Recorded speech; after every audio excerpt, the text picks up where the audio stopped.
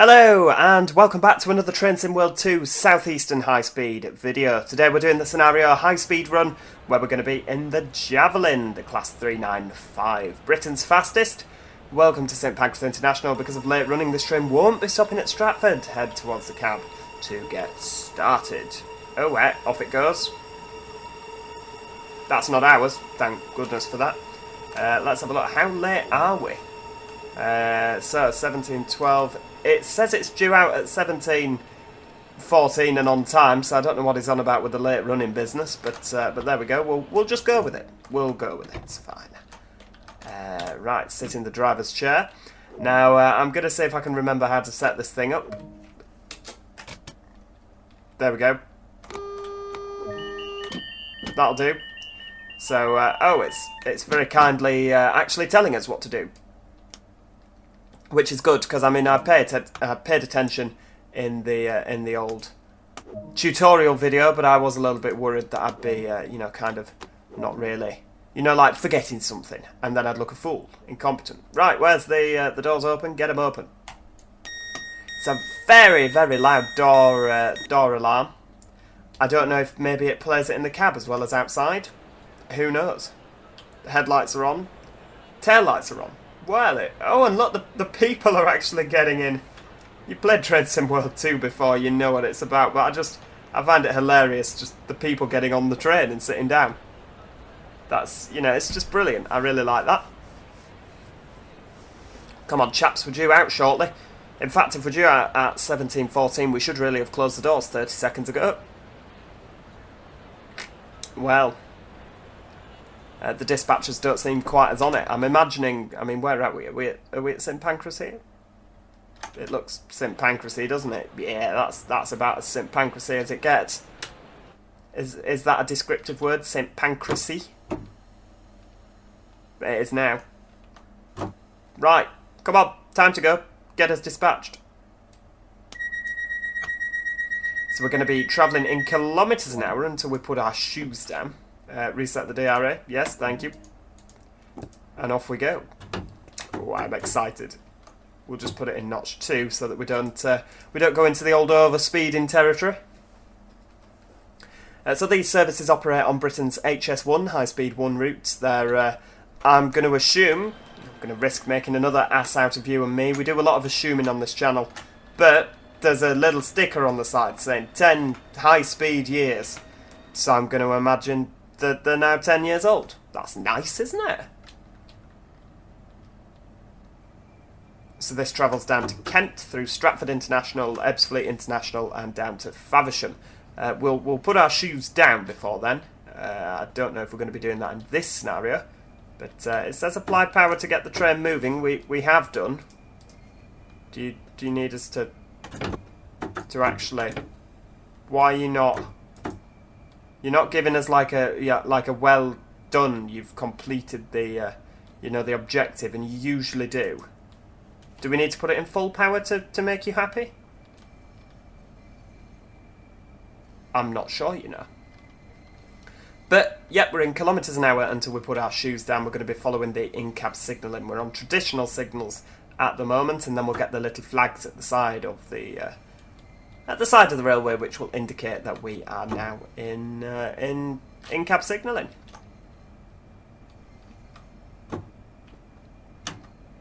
Ah, there we go. It had to be in full power.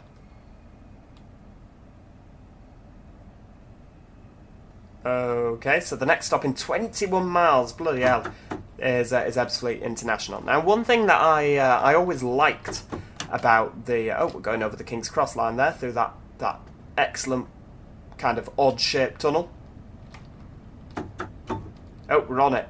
There we go. We're on the. You can see it flash up on the desk there. We've got this kind of ominous light illuminate. Are we actually meant to be? Oh, there we go. Up to full power. Get it in full whack. I don't know if we're meant to be illuminated in that kind of bluey colour, but hey, so be it. Now, one thing that I really did get from the Train Sim 2021 edition of this, which came out in 2013, maybe a bit before that, you really did get a sense of speed on this. The train was very kind of shaky. It was all over the place. You were driving, like, feeling like you were on a rocket. I don't know how this is going to feel, because to be perfectly honest with you, I've not driven it. It's as good an excuse as any. From the videos, it did seem to be quite a smooth ride. Obviously, the jerkier and the bouncier it is, the more kind of, like, you know what I mean? The more jerky it is and the more kind of you've been flung all over the place, the faster you feel like you're going. And I always felt like that when I was travelling up the East Coast main line. The ride quality of the Mark 4s and the Mark 3s was a lot more bouncy, and you were kind of thrown a lot more all over the place than, for instance, when you got on a Pendolino. And the first time I got on a Pendolino, I can't help but feel, or I couldn't help but feel a little bit disappointed, because it didn't really feel that fast. Even though we were probably going at exactly the same speed, it just didn't feel as fast as the East Coast.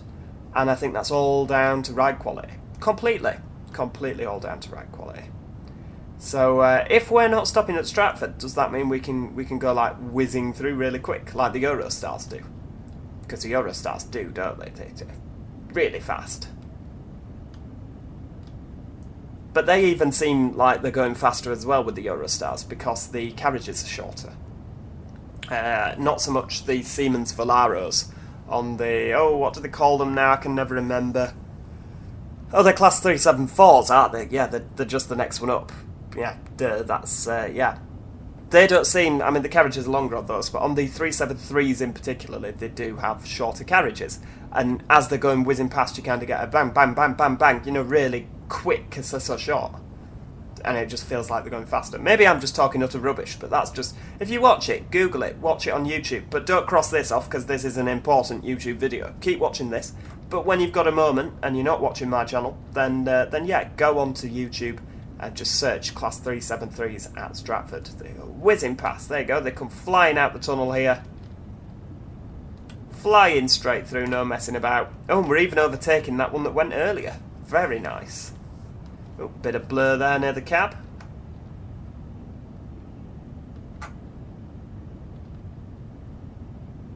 And back into the tunnel. Hope your ears didn't pop. Mine nearly did. So, oh, hang on, we're speeding in a second. There we go. I don't know, and perhaps you can explain this to me, but when we go from idling into braking, why do we go to notch 3? There you go.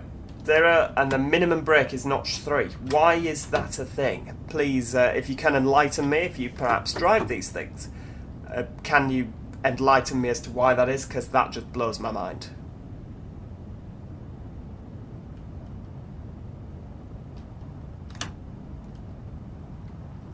So I wonder how late we are that we're just dropping one stop from the timetable. We can only be about 5 minutes late. It's not going to save us any... You know, it's not going to save us really any time whatsoever if, you know, if we just drop one stop. It never does. Just do a bit of the old coasting. It's a shame they don't have speed set. Maybe they do have speed set. I don't know. I don't like to make kind of sweeping statements on this channel, because I come out with, oh, well, it should really have this feature, and then someone else will comment in the comments section, it does, you've just not read it. I'm like, oh yeah, sorry. But at nowhere in the tutorial did it mention anything to do with speed set, so, you know, in the tutorial it should really address this issue. Like, oh yeah, you can sit back and relax while you're flying through the tunnel. Pop it on the old speed set.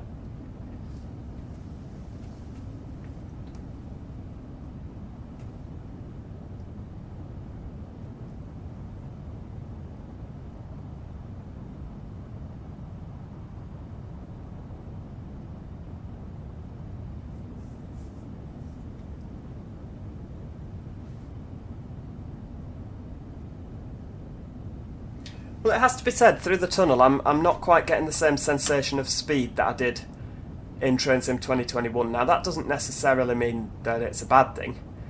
The ride quality just seems a hell of a lot better on this particular version. I like the kind of the piping that's down the side, the, you know, cables and things will be running through there. A couple of odd things that you see go flying along the roof. I like that. It just adds that extra little bit, you know, it's not just a smooth tunnel with nothing in it. It's actually got things in it. It looks like it's a functioning tunnel Oh, hang on, we're coming above the ground here. Very nice. Oh, and another. So you feel like you're going fast when one comes the other way, but at this moment in time, I'm not kind of feeling blown away with, wow, the speed, it's you know... But I mean, to be honest with you, this is probably more realistic than Train Sim 2021.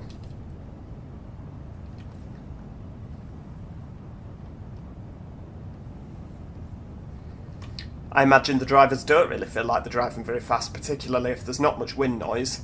And, you know, these noise wall barrier things at the side don't help.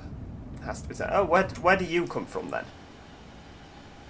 Are we just going along the side of, you know, the old main line? Is there a line over there? I don't know. It doesn't feel like that's branched off at all, does it, really? Oops, we'll be coming round to Dartford Crossing in a moment. Well, we can't be too far off. I know we're not there yet, but we can't be too far off in the grand scheme of things.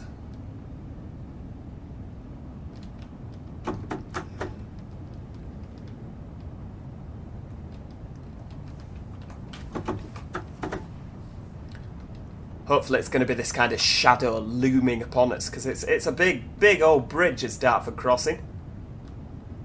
We used to have some friends from down this way, though I never went on the train. We always opted, I say we always, my parents always opted for going in the car rather than on the train. And to be honest with you, I don't know if the high-speed line would be good for their house, but anyway, we ended up going over Dartford Crossing for whatever reason.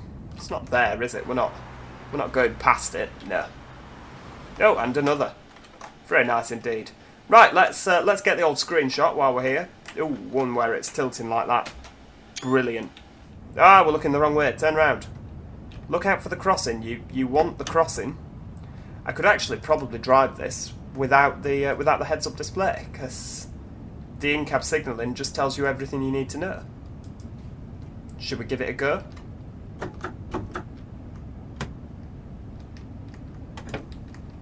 I don't like it. I can't see what notch my brakes in.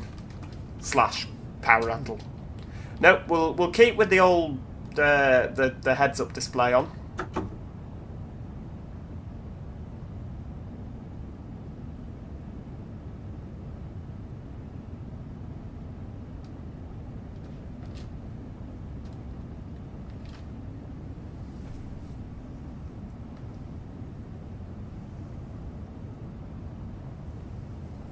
Here we go. There's the bridge on your right-hand side, the Dartford Crossing. A one-directional road bridge. Well, how does that air? Oh, hang on, what's happening? Oh no, 225, that's fine. Flashing, so it means that something's going to change in the not-too-distant future. But we are 3.1 miles away from Ebbsfleet International, so I can imagine that we will be slowing down at some point soon. But yeah, so one-way road bridge. If you go over... Oh, 200. Right, let's get slowed down. Yes. If you go one way, you go over the bridge. If you go the other way, you go under the river. That was kind of what we experienced. I can't imagine they've changed it. Come on, brake. Like, actually slow down. That would be nice. Smashing. And, oh, bit more braking.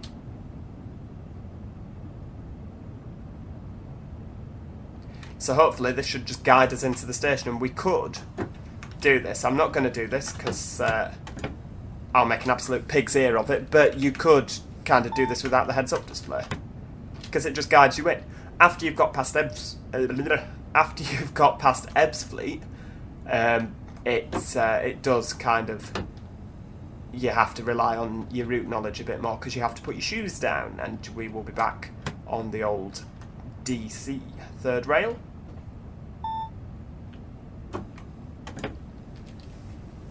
We're coming blasting out the tunnel there.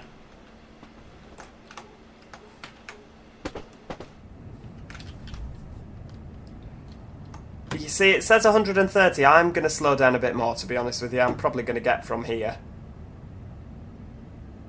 Nope, nothing at all. It's not giving me a speed. Well, we're not going to shoot through the station, I've decided. We're going to actually be quite good. How many carriages have we got? Just 6? Oop. It's a good job the alarm was sounded on the outside there. I hope that's not emergency. No, it's not, is it? We'd get some sort of little alarm going off.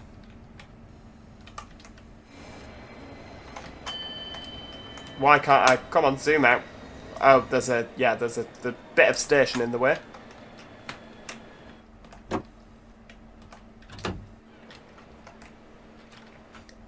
I mean, this trade looks absolutely magnificent, doesn't it? It really does look good.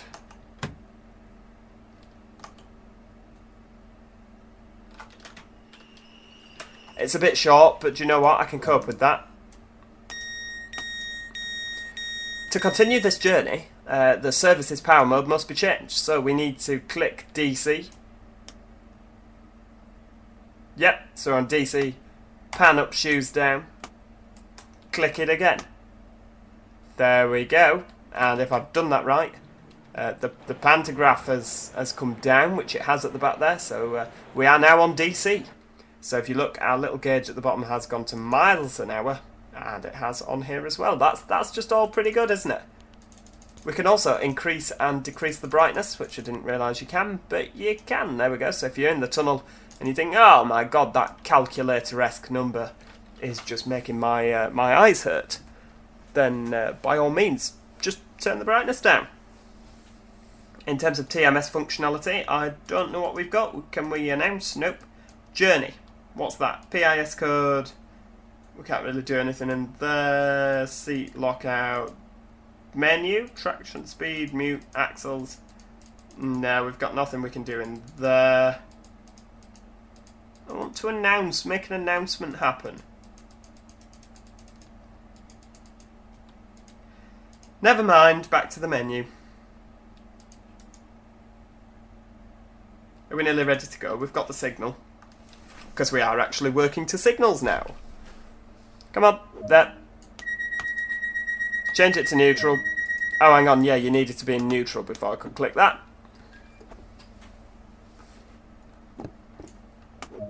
Press that. Press it again. Oh, hang on, what are we unlocking doors again now? Why is that happening? It's time to go. You said it was time to go, so why are we... You know, I would have shut my doors earlier. If I'd have known. We could have done all this so that we're not late. I thought we were late.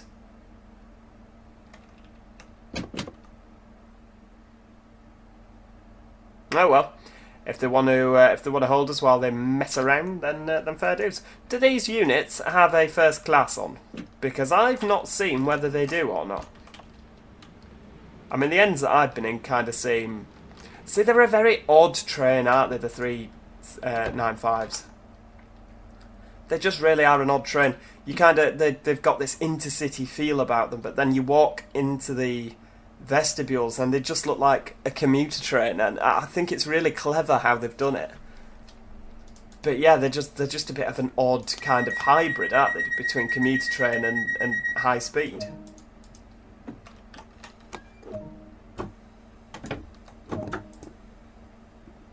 Are we off? It is, from what I've experienced, noticeably slower when you're on DC, which is brilliant. If you were kind of absolutely fine, then, you know, and everything was the same, then you'd probably be asking some questions, wouldn't you? Like, well, hang on, why is this not the same? Or why is it...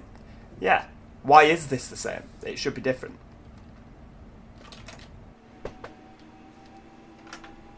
The traction motors also... Maybe I just wasn't paying attention earlier at St Pancras, but I think they sound different when it's on DC, which, again, they probably do. Oh, colleague going overhead there. Well, not really overhead, but they're going up to the right, so we're diving under... I'm assuming that that's the line that the 375s go down. You know, kind of the old-fashioned line where it takes 4 days to get to London.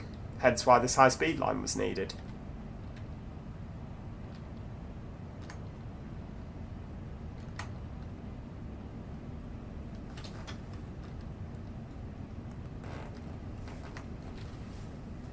So the next stop is Gravesend. Like I say, I wish I could give you some kind of better information about this route. Like, oh yeah, there's this, that, and the other, and I can tell you all about this. And You know, but sadly this route, again, until I get to know it a little bit better, you just kind of get in the very brief bit of the route. Half a mile away, we can slow down to 30 from there, can't we? Of course we can.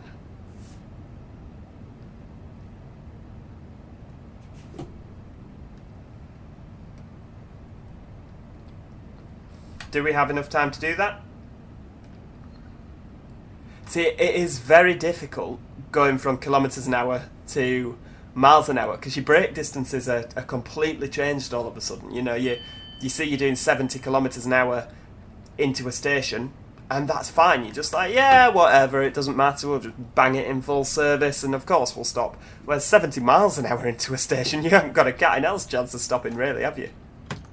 Oh, hang on, you've misjudged that, haven't you? You're looking at the station sign for your 30 mile an hour zone, not the actual sign. That's not good. So here we are arriving into Gravesend.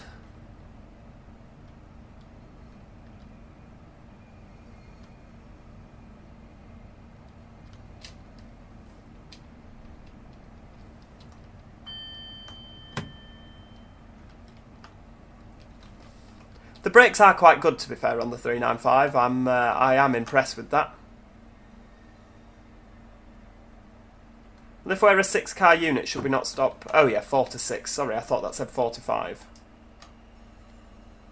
I think that's a pretty damn good stop by the stop car board there. Don't get much better than that, does it? Really, without being a professional driver. But even then, sometimes the professional drivers struggle to stop at the stop car board. So you know, just any potential future employer that's watching this, yeah, just send Joe an email, and I'll happily come and learn to drive real trains at your company. You know, if this driving on here is anything to go by.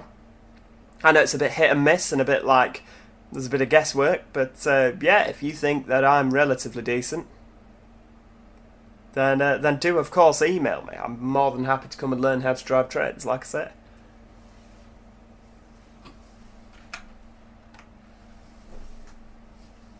So where are we going next? Let's have a look on the schedule. How far are we actually going? So we're at Gravesend, we're going to Strood. Oh, we're on the go to Strood. Oh. I thought we'd be stopping at, I thought we'd be going all the way to Faversham, to be honest with you. Is Strood past Faversham? And we will actually be going through it? I do not know. I doubt it.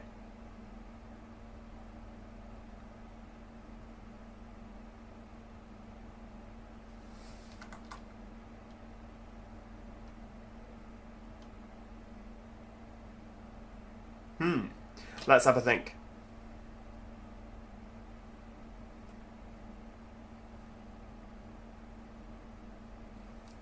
Oh, hang on. We need to shut the old doors in a moment. Oh no, wait until 1735.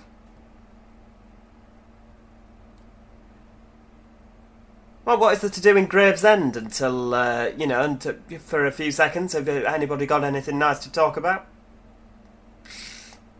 There's not that much to look at, is there? It's quite nice, but it's very kind of sunken down. You can't really see anything.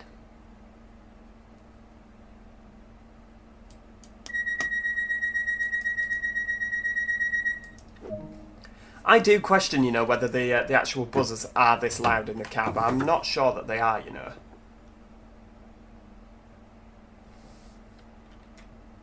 Who knows?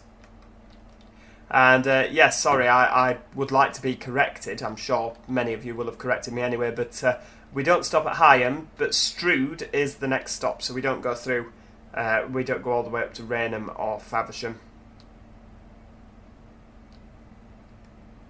So don't worry if I upset anybody by merely suggesting that we'd have to go through Faversham to get to Strood. I would like to apologise and suggest that you maybe think about bigger things in life to worry about. But no, of course, Strood is our next stop, and we will not be touching Rochester, Chatham, Gillingham, Rainham or Newington or indeed Faversham or any of the others in this particular video. I do have another video, if you've not watched it already. It's in the Trains in World 2 playlist, and I put it on today as well. So if you do want to see a 375 stopping at all of the stations, hop across to that video, because that does visit, that's a stopping service between Faversham and Rochester. So the only bit of line we've not actually covered yet is the bit between Rochester and Strood. I'm sure we'll cover that at some stage, I'm sure we will.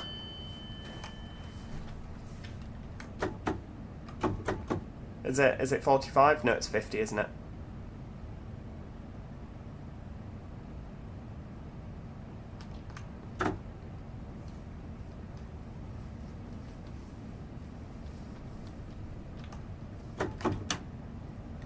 Oh, 375, hello to you. Very quiet horn. Maybe they are just very quiet in the cabs of these. I know that there's probably a lot going off. There'll be some aircon blowing in. There'll be some, there'll be the noise of the wind against the front of the train. So maybe the horns actually, in the grand scheme of things, are quiet. I just really don't understand why the door controls are so loud. You know, when you open the doors, you practically get blasted out your driver's chair. I do like the AWS noises on these, however. I do find it quite relaxing. You know, just a gentle little ping, you know, like the driver's not to be interrupted. It's just, you know, like, oh, driver, just to let you know everything is fine. It's very relaxing and calming, isn't it?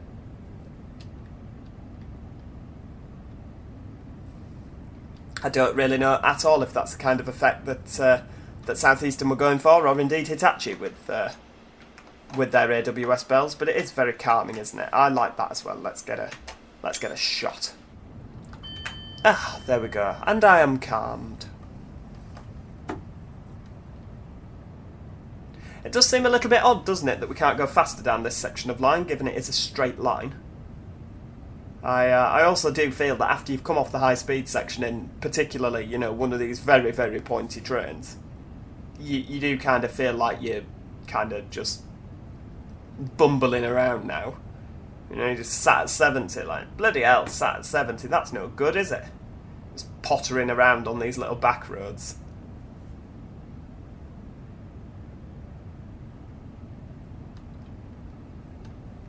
And this is what I kind of imagine HS2 to be. It'll be like super duper, super fast from London to Birmingham, and then you'll just be sat at this speed for the rest of the way up to Manchester. We're like, oh yeah, you can go on this old clapped out bit of track here for the bit in the north. I'd like to think I'll be pleasantly surprised, but yeah. This bit of land does seem rather barren. I feel like there should be some more things happening here. You know, a bit of freight wagons on the side, you know, a few more things. I'd definitely like that. Again, like I said in the other video, if you've not watched the 375 video, go back and watch that, because I don't want to repeat myself too much in case you are just binge watching them. It's a nice thought that someone might binge watch my videos. It's a thought that feels really surreal, but there we go. But there is a lot of areas on this map. It is a very, I mean, Alan Thompson summed it up perfectly. It's an inconsistent map. There's a lot of fantastic bits to this map, but then there's just some little areas like back there that just let it down a little bit. For me, I would like it to look a little bit more like this human life here. So make sure that there is... oh, hang on, what's this station we're going through? Is this Higham? Or Higham? I reckon Higham. Higham. Higham. Yeah, it's probably not. It's probably a completely different station that I'm on about, but... well, it can't be. There's only one station between Gravesend and Strood, and it's Higham. So there we go. But yeah, there's just a lot of elements where, you know, a little bit of rubbish in the stations in the forefoot between the two running rails. Maybe a newspaper, you know, a bin that's full. Just things that make it look like there is signs of life there. This kind of looks, in places, a little bit post-apocalyptic. In a depot, have a Class 66 running. Dovetail Games have got a Class 66 model because there was one on the East Coast where you've made a 66. Sling one down there, just in the sidings. Even if you can't drive it, just have it there, just kind of ying, ying, ying, ying, ying. You know, sat pottering away at the side. Sling a couple of freight wagons in. Job done.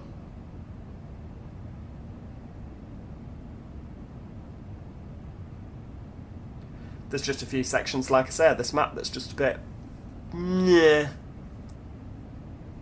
But all in all, I would recommend it. I would even recommend it more if it was on the Steam sale, which I don't imagine it will be for quite a few months. But if you find this on the Steam sale, go and pick it up. You'll love it. You might not love it, actually. I can't say for certain or not whether you'll love it or not, but I think it's fantastic. I'm not from round here. I'm not from round here at all, am I? But, oh, Javelin going the other way. Oh, and it's a Trainbow / Pride / other one.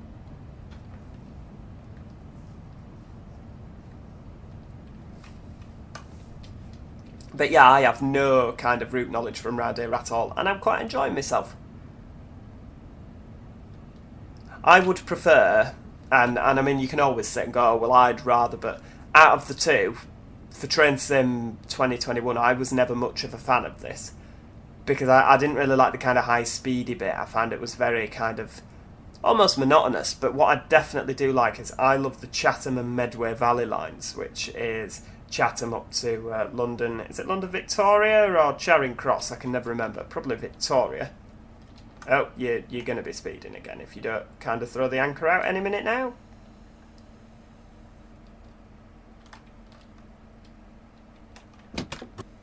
Nope. That's fine. But yeah, the Chatham and Medway Valley lines I thought was absolutely fantastic with the 375 and the 465. And maybe that is something that we'll see in Train Sim World 2. I know that they are making a lot of the routes that they've already done for Train Sim 2021 on the basis of there's a lot of research material that they've already got, so it makes it a little bit easier to build a route for this, because they've already built the route and they've been to the places, they've got the materials, etc. You don't so much have that if you're building a completely new route, particularly as well with the pandemic that's going on at the moment.